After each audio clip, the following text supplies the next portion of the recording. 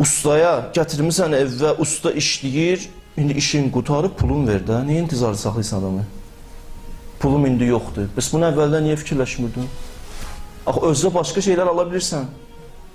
Niyə bu qədər insanları intizarda saxlayırsan? O fəhlə, o usta yazıq deyil, o ailəsini nəsə aparmalı deyil. Mənim ixtiyarım var, bunu eləyim.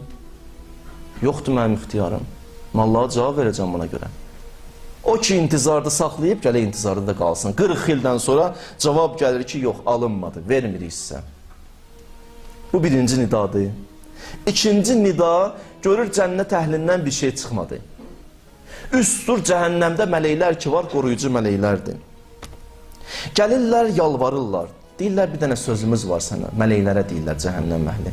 Deyirlər, nədir sözünüz? Deyir, Allahdan bir dənə istəyimiz var, söz istəyin.